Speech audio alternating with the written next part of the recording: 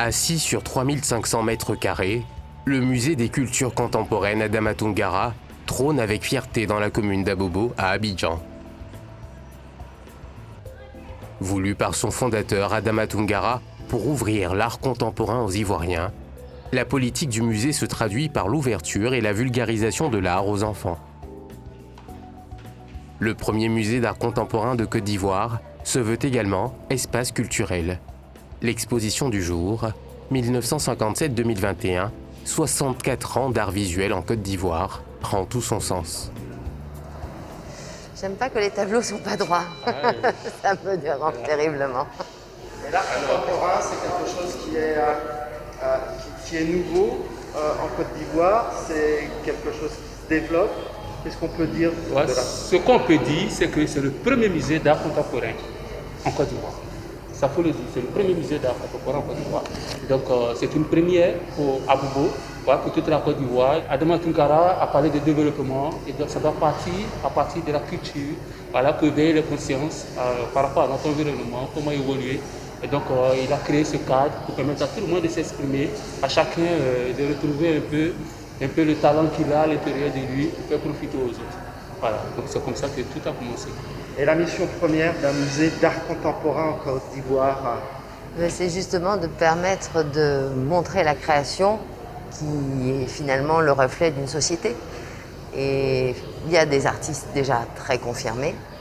Et forcément, ce sont des guides pour d'autres artistes en devenir.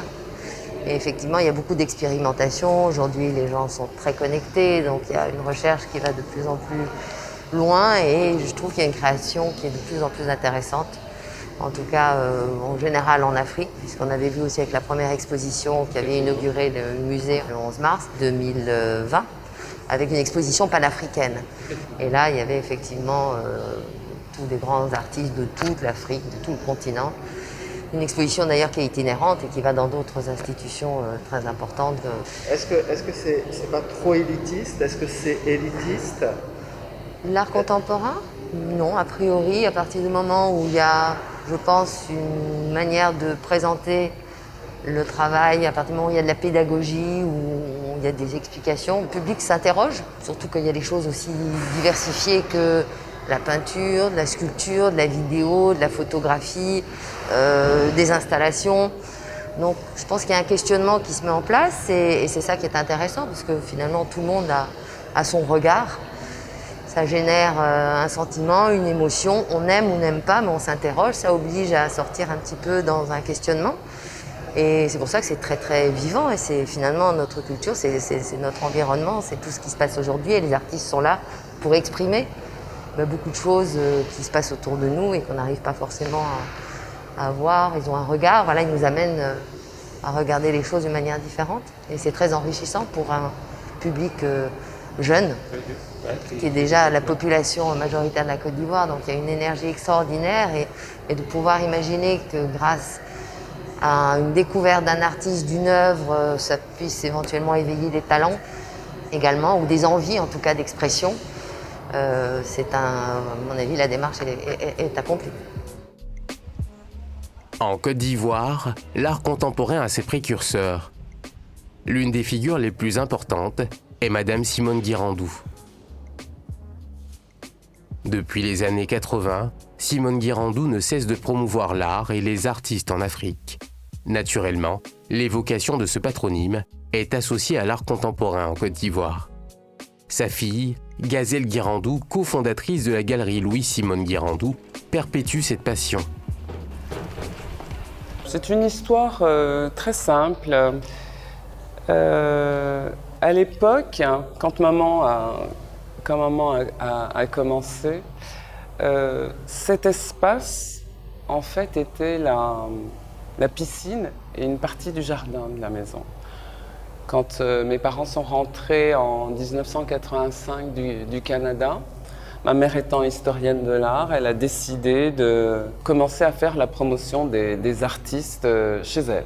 C'était assez marrant parce qu'en fait tout le monde participait à l'organisation de l'exposition. Il y avait papa, il y avait nous qui recevions les gens, qui leur faisions faire le tour de l'espace ouvert et on revient à la maison avec une bâtisse tout à fait moderne. Donc je trouve que l'histoire est belle parce que il y a ce petit côté sentimental. C'est pas juste une galerie, mais c'est ici que tout a commencé et c'est ici que les choses devraient continuer dans le temps.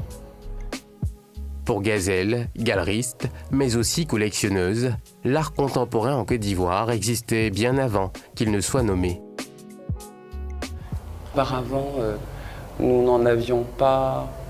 On ne parlait pas d'art contemporain, on parlait d'art, d'accord, des arts plastiques, des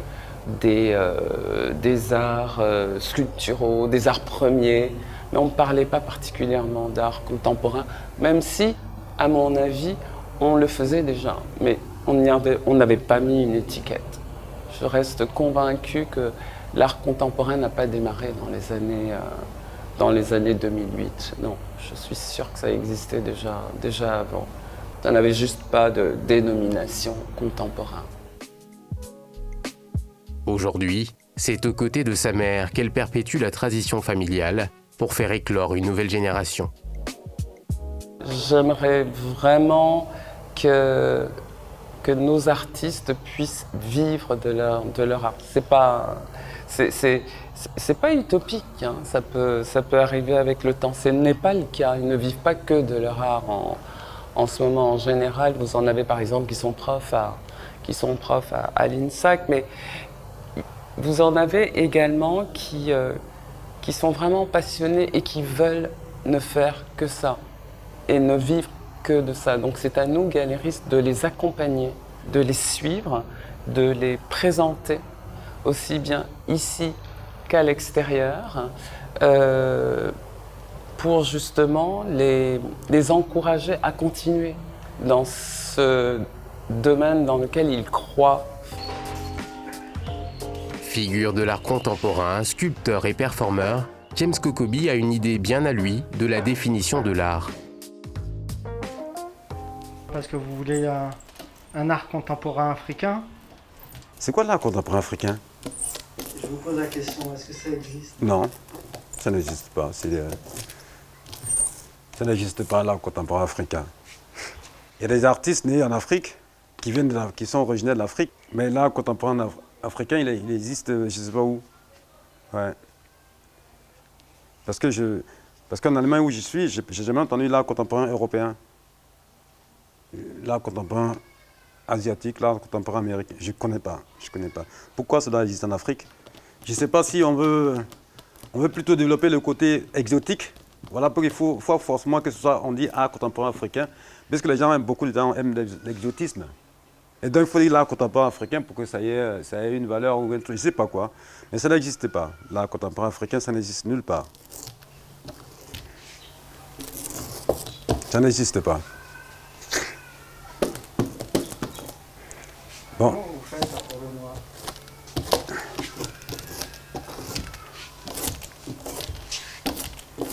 Voilà. Là, il faut que j'appelle maintenant mon assistante qui va m'aider. Joanna, s'il te plaît. Diplômé de l'INSAC, passé par l'atelier Klaus Simon à Abidjan en 1992, puis par l'enseignement de Klaus Grinke à la prestigieuse Académie des Beaux-Arts de Düsseldorf, James Kokobi exécute ses œuvres comme une méditation sur le comportement des femmes et des hommes de notre société. Aujourd'hui, avec sa compagne, James crée une gravure sur bois en utilisant une technique à l'ancienne. Moi, j'utilise le côté ici pour faire la gravure parce que c'est un autre support. C'est bien pour toi là-bas? Ça déborde un peu? Ça déborde là-bas? La marge, quoi? Oui, moi j'ai la marge. Vas-y encore. Toi, c'est la marge? Oh, ouais. Va un peu. Ok. Et voilà.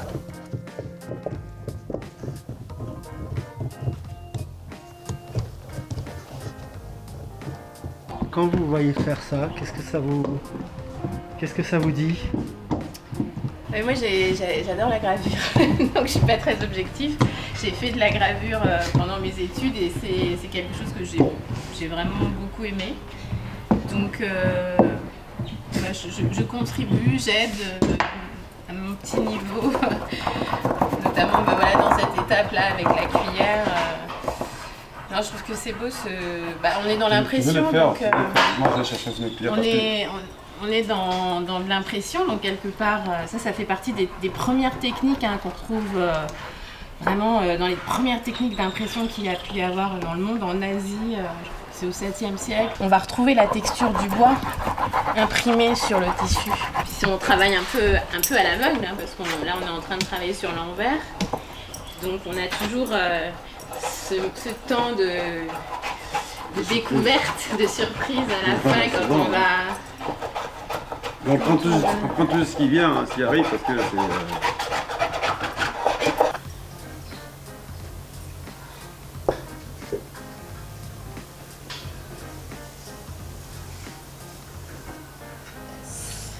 Et voilà.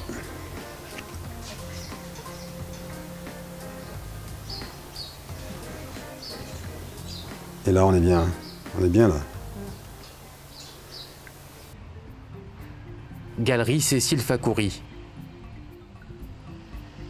Nous y retrouvons James Kokobi. La galerie lui consacre une exposition personnelle sur le thème patrimoine. Ses œuvres rencontrent un franc succès sur la scène internationale. Certaines se sont même vendues entre 6 et 20 millions de francs CFA. Pour créer, James Kokobi quitte le monde pour rejoindre ses éléments, la forêt et le bois. Il nous fait partager le dialogue qui s'installe entre l'artiste et l'arbre. C'est pas prévu que la tête soit pensée, non, mais c'est le jeu qu'on est en train de faire, ce dialogue entre le bois et moi et la tronçonneuse. Voilà, on s'est dit, bon, on va pencher un peu, pour ne pas que ce soit droit. Et donc c'est un jeu, on joue ensemble beaucoup. Mais sinon, il y a une profondeur, il y a quelque chose qu'on veut atteindre, lui et moi. Voilà, il y a quelque chose ce tronc, il était trop droit. Voilà, on a dit, bon, d'abord on enlève une partie parce que c'était trop haut, donc on enlève une partie. Et puis, bon, mais, et si on renversait cette tête? Et voilà, on a commencé la tête est renversée. Et après, on a rigolé parce que le tronc et moi, on a dit, il m'a dit, tu sais, j'avais des feuillages qui regardaient le ciel. Aujourd'hui que je suis coupé, je ne peux plus regarder le ciel. J'ai dit, d'accord, ok, on renverse la tête pour que tu regardes le ciel. Donc on lui donne les yeux, donc lui, il regarde maintenant le ciel.